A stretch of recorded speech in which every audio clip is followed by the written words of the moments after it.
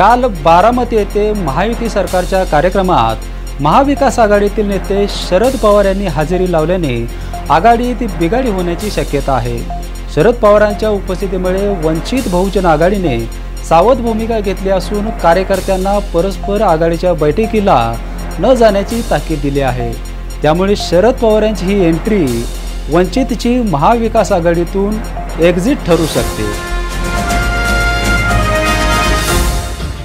काल शनिवारी बारामतीमध्ये महायुती सरकारकडून महारोजगार मेळाव्याचे आयोजन करण्यात आले होते। या मेळाव्याला सुरुवातीला शरद पवार यांना निमंत्रण नव्हते। त्यानंतर शरद पवार यांनी मुख्यमंत्री आणि दोन्ही उपमुख्यमंत्र्यांना जेवणाचे निमंत्रण दिले होते, मात्र हे निमंत्रण तिघांनीही नाकारले। या राजकीय नाट्याची राज्यभरात जोरदार चर्चा सुरू असतानाच काल कार्यक्रमावेळी स्टेजवर शरद पवार यांची अचानक झालेली एंट्री आणि मुख्यमंत्री एकनाथ शिंदे, उपमुख्यमंत्री देवेंद्र फडणवीस यांच्याकडून शरद पवारांचा नामोल्लेख झाल्याने महाविकास आघाडीच्या दुसऱ्या फळीतील नेत्यांमध्ये आता खदखद सुरू झाली आहे। अशी भूमिका असेल तर त्या ठिकाणी सगळ्यांनी सहकार्य केलं पाहिजे आणि ती भूमिका घेऊन आम्ही मुख्यमंत्र्यांना आणि त्यांच्या सहकार्यांना खात्री देतो की मुलांच्या हातांना काम देण्यासाठी जे जे तुम्ही कराल त्या सगळ्या गोष्टीला आम्हा लोकांची साथ राहील। आणि हा मंच या गोष्टीचा साक्षीदार आहे की एखादं चांगलं काम जर करायचं असेल तर महाराष्ट्रामध्ये ही राजकीय संस्कृती आहे की आम्ही सगळे मिळून चांगली कामं करू शकतो।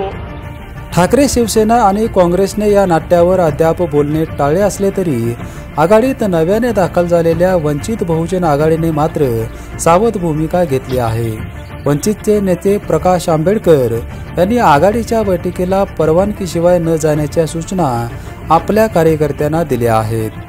वंचित बहुजन आघाडीच्या सर्व कार्यकर्त्यांना आवाहन करण्यात येत आहे, युती अजून झालेली नाही, तेव्हा युतीतले असणारे पक्ष बोलवत असतील त्या बैठकींना जायचं नाही, कार्यक्रमाला जायचं नाही। पक्षाकडून जोपर्यंत आदेश येत नाही आणि तेही मी किंवा रेखाताई यांनी दिल्याशिवाय त्याच्यावरती विश्वास ठेवायचा नाही। कालच एनडीएची लोकसभा उमेदवारांची पहिली यादी जाहीर झाली आहे। या यादीत अद्यापही महाराष्ट्रातील एकही नाव नाही। महाविकास आघाडीकडूनही अद्याप जागा वाटप पूर्ण झाले नाही, तर इतर घटक पक्षातील उमेदवारांची नावे गुलदस्त्यातच आहेत।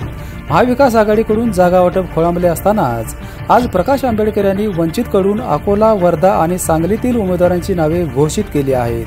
ठाकरे शिवसेनेचे संजय राऊत यांनी वंचितच्या भूमिकेबद्दल सारवासारव केली असली तरी शरद पवार यांची महायुतीच्या मंचावरील ती हजेरी ही आघाडीत बिघाडी होण्याचा कळीचा मुद्दा ठरू शकते। बीपीएन ब्युरो रिपोर्टसाठी विजय यशपुत्र।